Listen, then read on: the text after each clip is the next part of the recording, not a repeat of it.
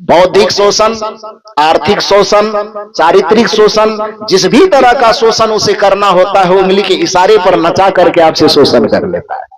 करता है कि नहीं? कभी ग्रह के नाम पर, कभी शनि टेढ़ा हो गया, कभी मंगल टेढ़ा हो गया, कभी शनि की दिशा बिगड़ गई, तो कभी गुरु शुक्र में प्रवेश कर गया। क्या गजब बात करते हो यार। सब दिन एक जैसा है, सब रात एक जैसी है। आदमी का कर्म बिगड़ जाए। राम जी के लिए कौन ग्रह में घुस गया था जो जब मिलने वाला था राजगति मिल गया वनवास? कौन ग्रह टेढ़ा हो गया? और ग्रह टेढ़ा हो गया तो पंडित जी सब कहां चला गया था? श्मशान घाट है। ये सब पंडित को मिल करके जाकर के लगन ग्रह थोड़ा सुधारना चाहिए था, ताबीज उबीज देना चाहिए था कि राम जी की दशा कम से कम सुधर जाती। जंगल नहीं जाना पड़ता। फिर भयंकर दुख जो आना था, दशरथ जी को मरना नहीं पड़ता। दशरथ जी की तीनों पत्नी अर्थात श्री राम जी की जो तीनों माताएं थी उसको जवानी में विधवा न होना पड़ता। दशरथ जी के प्राण न छूटते, वन राम जी को जाना न पड़ता, सीता जी का हरण न होता, और फिर ये जो रावण बेचारे को साले साल में एक बार जलना पड़ता, वो भी जलने की नौबत न आती।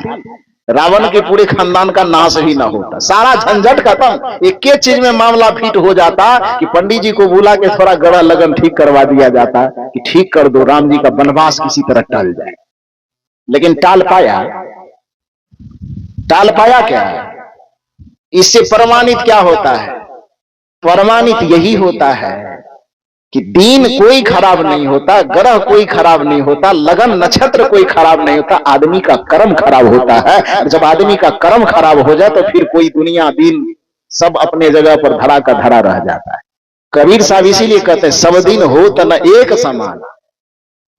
कर्म के कारण अच्छा दिन भी बुरा बन जाता है और बुरा दिन भी अच्छा बन जाता है। सब दिन हो त न एक समाना। एक दिन राजा रामचंद्र गृह चढ़ के जात विमाना। एक दिन उनको वनवास भयो दशरथ तजे पराना। सब दिन होत न एक समान। एक दिन राजा हरिश्चंद्र गृह कंचन भरे खजाना। एक दिन भरे डोम घर पानी मरघट गहे निशाना। सब दिन होत न एक समान। एक दिन अर्जुन महाभारत में जीते इंद्र समाना। एक दिन भीलन लुटी गोपिका वही अर्जुन वही बाना। सब दिन होत न एक समाना। एक दिन बालक भये गोदमा, एक दिन भये सयाना। एक दिन चिता जले मरघट में धुआं जात असमाना। सब दिन होत न एक समान। कहत कबीर सुनो भाई साधु यह पद है निर्वाणा। जो यह पद को अर्थ लगावे पहुंचे मूल ठिकाना। सब दिन होत न एक समान। दिन अच्छा और बुरा नहीं होता, व्यक्ति का कर्म अच्छा और बुरा होता है। कर्म अच्छे बुरे होने पर ही उसका भाग का अच्छा होना और बुरा होना निर्भर करता है। इसलिए दीन को सुधारने के फेरा में पंडित जी से जंतर मंतर लेने के चक्कर में कभी मत पड़ना, बल्कि सत्संग और सदगुरु का शरणागति होकर के अपने कर्म को सुधारने का प्रयास करना, विचार को सुधारने का प्रयास करना। जगत में आप जहां भी जाएंगे सब दिन आपके लिए शुभ होगा, हर घड़ी आपके लिए शुभ होगा। इस बात को ध्यान में रखना है। तो मैं कह रहा था कि प्रकृति एक खुली किताब है जिसको पढ़ने वाला व्यक्ति कभी वेद शास्त्रों का मोहताज नहीं होता। दत्तात्रेय की चर्चा चल रही थी। दत्तात्रेय ने प्रकृति, पूरे प्रकृति को अपना गुरु बनाया। जैसा बचपन में पढ़ाया गया हम लोगों को, फूल को गुरु बना लो और हंसना सीख लो, धरती को गुरु बना लो और इससे सहनशीलता सीख लो, जल को गुरु बना लो उससे तरलता सीख लो। दत्तात्रेय ने भी यही काम किया कि किसी व्यक्ति को, किसी ग्रंथ को अपना गुरु नहीं बनाया, बल्कि प्रकृति की घटने वाली घटना को उन्होंने गुरु बनाया। और घटना का जिक्र तो नहीं करूंगा, एक घटना का जिक्र मैं करता हूं जो आपकी और हमारी दृष्टि में सामान्य बात हो सकती है। दत्तात्रेय के लिए वो मुक्ति का मार्ग कैसे खोल देता है, सुनिए। सुनाऊं? इजाजत है? इजाजत है तो सुन लीजिए। एक सामान्य सी घटना। दत्तात्रेय जी रास्ते से जा रहे थे। जाते जाते अचानक उसको शायद गर्मी लगी हो या प्यास लगी हो, एक पीपल के वृक्ष के नीचे वो बैठ गए। संजोग से जहां पर वह बैठे थे उसी के बगल में अपने दरवाजे पर या आंगन में एक माता जी चूरा कूट रही थी। चूरा कूटना समझते हैं? चूरा समझते हैं? क्या कहते हैं उसको? चूरा कहते हैं। पोहा जिसका बनाते हैं, पोहा कहते हैं, पोहा कहते हैं, पोहा। हाँ, तो उस क्या बोलते हैं, चिवरा बोलते हैं। अब वो हमसे बोलाएगा भी नहीं, अब जी लटपटा जाएगा तो आप लोग हंसिएगा, ये वो समस्या है। आप लोग जो कहते हैं वो कहिए। तो वही चूरा कूटने के लिए एक माता जी अपनी ओखल, आज तो लोग मशीन में कुटवाते हैं ना, उसको बनवाते हैं, लेकिन पुराने जमाने में लोग उखल रखते थे। क्या ओखल ही उखल, उसमें जो कूटते हैं उसको क्या बोलते हैं, मोसल।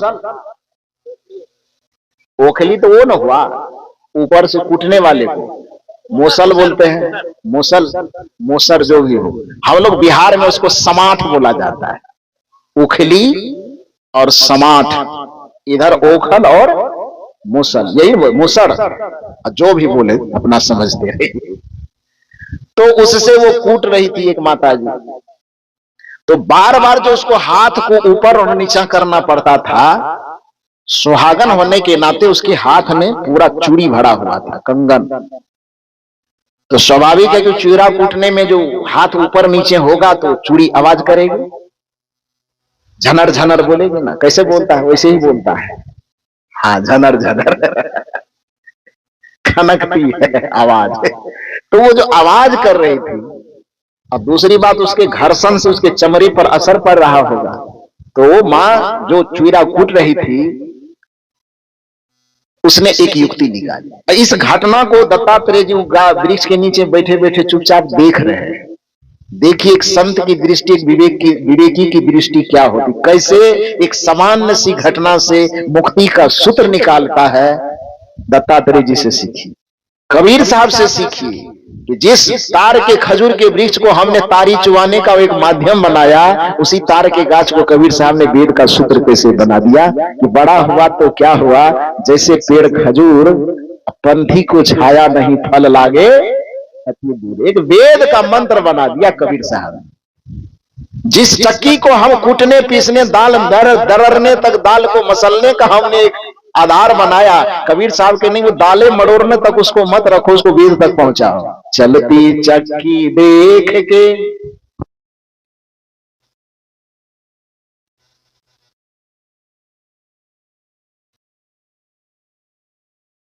एक बार आप लोग जोर से आवाज लगे तो फिर बिजली कट जाएगी।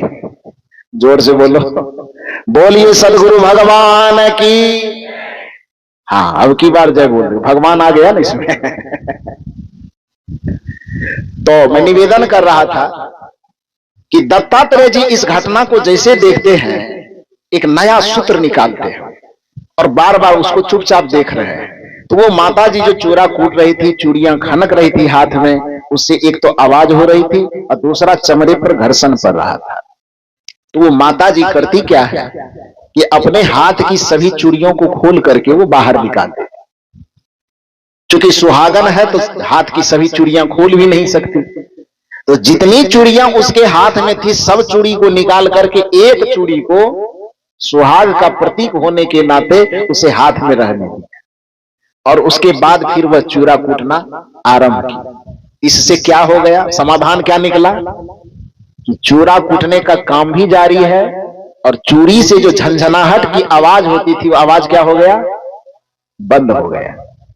दत्तात्रेय जी जैसे इस घटना को देखते हैं, उससे मुक्ति का एक सूत्र निकालते हैं, उपाय निकालते हैं और वेद की ऋचा वहां से प्रस्फुटित होती है दत्तात्रेय जी के जीवन। वो खुशी से झूमने लगे और झूमते झूमते अपने कुटिया में आए और कहा, पुकार करके कहा कि आज मुझे मुक्ति का उपाय, मुक्ति का मंत्र मिल गया है। लोगों ने पूछा क्या मिला, कहा मुक्ति का मंत्र यही मिला कि एक चूड़ा कूटने वाली माता थी, उसके हाथ में चूड़ी झनर झनर की आवाज कर रही थी, ऊपर नीचा हाथ करने के क्रम में तो मैंने देखा कि उस आवाज को, झंझट को, झंझनाहट को खत्म करने के लिए उसने हाथ की सभी चूड़ियों को निकाल करके बस एक चूड़ी को अकेला कर दिया। तो बस लोगों ने कहा कि इसमें कौन सा मुक्ति मिल गया आपको। दत्तात्रेय ने कहा कि इसमें मुझे युक्ति यह मिली कि जैसे विभिन्न चूड़ियों के बीच में रह करके एक चूड़ी भी सबकी टकराहट से, घर्षण से आवाज करती है, खनकती है, उसी तरह से हमारी एक आत्मा भी विभिन्न भोग विषय और इंद्रियों के संपर्क में रहने से ये दुख का आवाज, चचियाहट की आवाज, पीड़ा और परेशानी की आवाज करती है। जैसे वह माता ने अपने हाथ से समस्त चूड़ियों को खोल करके एक एक करके अलग कर दिया और एक चूड़ी को अकेला कर दिया तो उसकी आवाज खत्म हो गई, उसकी झंझट खत्म हो गई। उसी तरह से जो साधक ध्यान करके, भजन करके, साधना करके, सत्संग करके अपने मन से, अपने इंद्रियों से, अपने बुद्धि की वृत्तियों से, अपने मन की लंपटताओं से आत्मा को अलग कर देगा, आत्मा को अकेला कर लेगा, वो जन्म मरण के बंधन से सदा सदा के लिए मुक्त हो जाएगा और आवागमन के चक्र से छूट जाएगा। यही उपाय मैंने पाया। जैसे सभी चूड़ियों के बीच से एक चूड़ी को अकेला निकल दिया जाए तो झंझनाहट खत्म हो जाएगी। सदगुरु कबीर की भाषा में कहें, संतो घर में झगड़ा भारी, रात दिवस मिली उठी उठी लागे 5 घुटा एक नारी। ये घर का जो झगड़ा है, ये घट का जो झगड़ा है, मन और इंद्रियों के जो विषय में फंसे होने के कारण मन इंद्रियों का जो झगड़ा इस आत्मा को सहना पड़ रहा है। दत्तात्रेय जी कहते हैं कि जिस तरह से सभी चूड़ियों को निकाल करके बस एक चूड़ी को बचा करके रख लिया गया, उसी तरह से मन, वाणी, इंद्रियों से अपने आप को मुक्त करके जिस दिन आत्मा को अकेला कर लिया जाएगा और आत्मा को स्वरूपस्थ कर लिया जाएगा, मन इंद्रियों से परे कर लिया जाएगा, उस दिन आदमी मुक्ति को पा जाएगा, शांति और गति को पा जाएगा। यही जीवन का लक्ष्य है, यही मानव जीवन का उद्देश्य है। तो कहने का यह मतलब है कि हमें यदि सीखने का बोध प्राप्त हो तो हम प्रकृति में किसी भी जगह से सीख सकते हैं। इसके लिए हमें संत का के शरणागत होना, संत से परख दृष्टि प्राप्त करना परम आवश्यक है। ये कहानी कहना नहीं था, ये तो बीच में आ गई। जो कहानी कहना था वो तो छूट गया ना, तो उसको छोड़ ही दूं कि उसको पूरा कर दूं? वो कहानी कह दूं क्योंकि 5:15 बजने चला है। ये कहानी बोलूं कि छोड़ दूं, आप लोग बताइए। बोल दो, 5 मिनट इंतजार कर सकते हो तो कर लो। तो इसको मैं कह रहा था, मैं क्या कह रहा था कि संत के शरण में आने वाले व्यक्ति का भय इतना समाप्त हो जाता है कि काल भी उसको विचलित नहीं कर सकता, उसको भटका नहीं सकता। कैसे? तो रामचरितमानस का एक उदाहरण मैं आप लोगों को सुनाना चाह रहा था। सुनने की इजाजत आपने दी कि सुनाइए, तो मैं सुना रहा। रामचरितमानस की वह कथा आप जानते हैं कि विभीषण रावण के नगर में रह रहा है। रावण यहां काल का प्रतीक है, क्योंकि काल का ऐसा रूप है कि चलत दशानन डोलत धरणी की बात कही जाती है कि दशानन का प्रकोप इतना ज्यादा है कि धरती पर जिधर से गुजर जाते हैं तो लोग थरथरा जाते हैं। तो इसलिए रामचरितमानस में उसको काल का प्रतीक माना गया।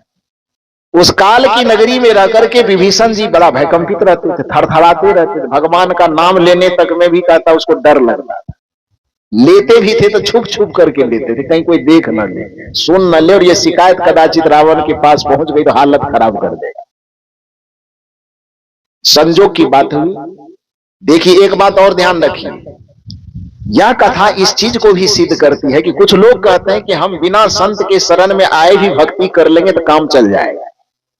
बिना संत के शरण में आए, बिना गुरु के शरण में आए, भगवान का नाम लेंगे, माला जपेंगे, टीका लगाएंगे, मंदिर में जाएंगे, पान प्रसाद चढ़ाएंगे, काम चल जाएगा।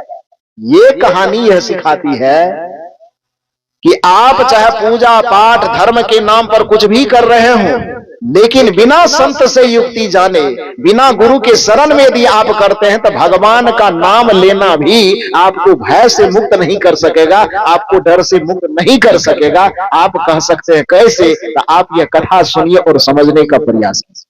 विभीषण रावण के नगर में रह रहा है, वो भगवान का नाम ले रहा है कि नहीं ले रहा है? पहले से ले रहा है ना, लेकिन भगवान का नाम कितना भी लेने पर वो रावण के डर से मुक्त हो सका है? डर से थरथर करता है कि नहीं? तो भगवान का नाम, भगवान की पूजा, भगवान का माला जपना या भगवान का चिंतन करना उसको भय से मुक्त कहां कर पाया? नहीं कर पाया ना। फिर मुक्त कब हुआ? जब संत की संगति मिली। संत कौन? हनुमान जी मिली ना। तो हनुमान जी को देवता मत बना दीजिएगा। तो रामचरितमानस में लिखा हुआ है कि पुण्य पुंज बिन मिले ही न संत। विभीषण ही कहा है कि आज मेरे पुण्य का उदय हो गया, हे हनुमान आप जैसे संत का दर्शन हुआ।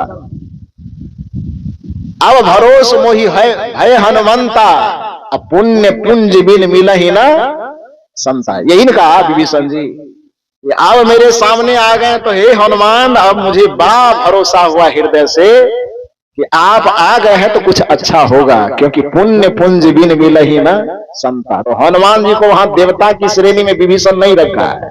किस श्रेणी में रखा है? थोड़ा जोर से बोल दीजिए, संत की श्रेणी में रखा। अब भरोस मोहि भय हनुमंता, पुण्य पुंज बिन मिला ही ना संता। हनुमान जी हम लोगों की कैटेगरी में, आप लोग जबरदस्ती इसको मंदिर में खड़ा करते। हाँ, रामचरितमानस कहता है वो संतों की श्रेणी में, अखंड बाल ब्रह्मचारी। और रामचरितमानस में भी उसको संत कह करके ही पुकारा गया है। तो विभीषण कहते हैं कि आज मुझे संत का दर्शन हो गया।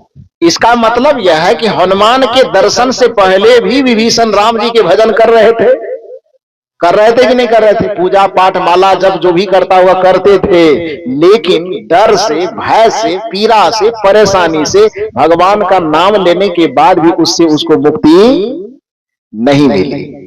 जब हनुमान का साक्षात्कार हुआ, यानी एक संत का दर्शन हुआ, यानी एक संत की शरणागति मिली, जो अभी आपको मैंने शायरी में कहा कि मशहूर होना पर मगरूर ना होना, दौलत के नशे में कभी चूर ना होना, जीवन में चाहते हो सदैव सफलता और शांति, तो संतों के चरण से कभी दूर ना होना।